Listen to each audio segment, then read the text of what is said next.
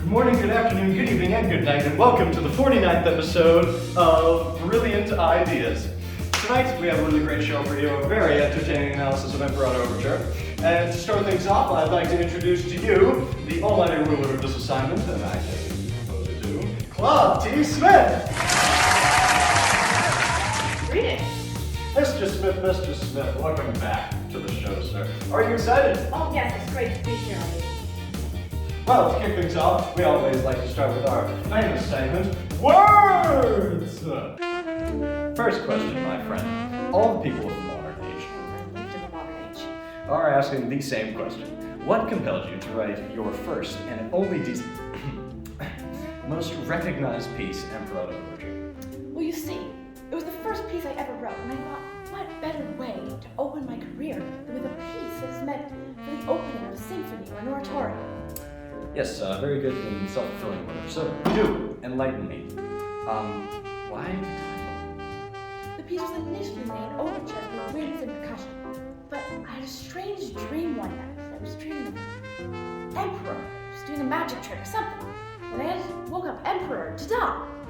Anyway, I came up with the word Emperata. It was an intriguing word, and I decided to use it for my very first and most fantastic piece, Emperata Overture. Well, what can you say? Some of the best things in life just come by accidents. And that concludes our opening segment, Words! Okay, sec.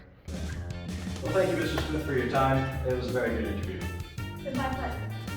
And now over to Ollie Williams for a weather report on the piece's form. What have we got, Ollie? Ternary. And now clarification for our really smart viewers. ABA. Thank you very much, Ollie. And now to a small excerpt of the score for all our non-believers that Ollie is in fact right. Take it away, Charles! Hello, Charles Williams.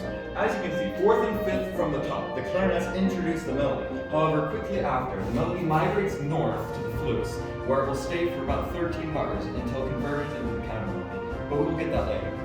Meanwhile, the melody people get a bit of sunshine for being brutally blinded by the cold weather of the counter melody. And if you look a little south of here, the altos, tenors, and cornets get the main melody lines for a while, and despite the efforts of the lower section, it will happen at one thing. The French horn, flute, oboes, and clarinets are leading the counter melody, which I'm sure is a very honorable job.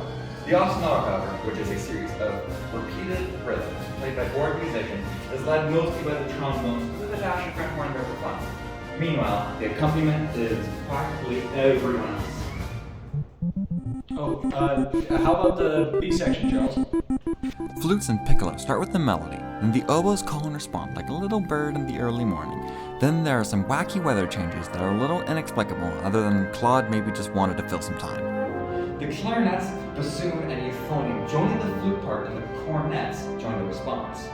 Then, the French horns get a little moment of recognition, but then are quickly stuffed back into silence and harmony. They call this a solo. Same melody, no accompaniment. The clarinets have a momentary cry run, but then our piece gets into some more fun transition stuff. Promptly, a tuba solo with the exact same melody as the French horns, and the string basses try desperately to get on some of the action. Cornets join in with the harmony, then the clarinets, with their oddly convincing influence over the composer, get a solo rubato. I mean, come on, Claude, the clarinets, they already get enough. We'll get you one day. And we'll get to the end of the B section too. How about A prime now, Charles? Timpani opens with an ostinato. How creative. Whole note people begin to drone here as well, and French horns and clarinets play the opening fanfare, but make it into something big, something powerful, something majestic. Like a cannon! Ostinato in the snare drum. Perfect. High voices steal the melody again, and as you can probably tell, the weather often is very predictable. They move to the counter melody, and the cornets take the melody, who also move to another counter melody. Then, finally, the low voices take the melody. Representation. A cascading call and response between a high and low voices happening here. Equality is important, people. Oboes, tenor saxophone, alto saxophone, the cornets get the melody here. Flutes and the clarinets have counter melody, and the French horns have a different one. Oh, trombones, one ostinato. Round and loud and fast stuff. 7/8, and we're done.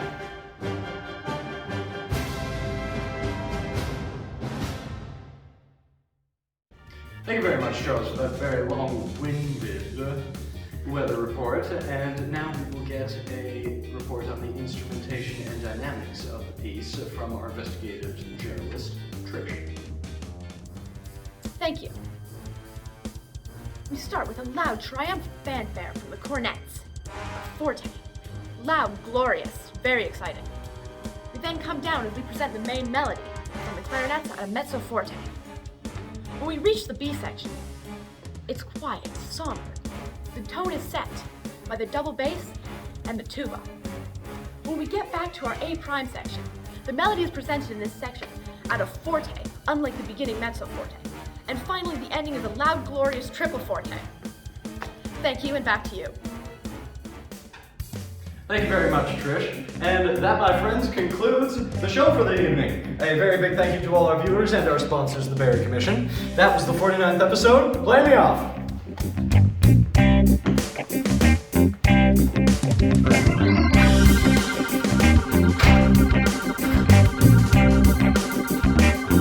No, you stay out.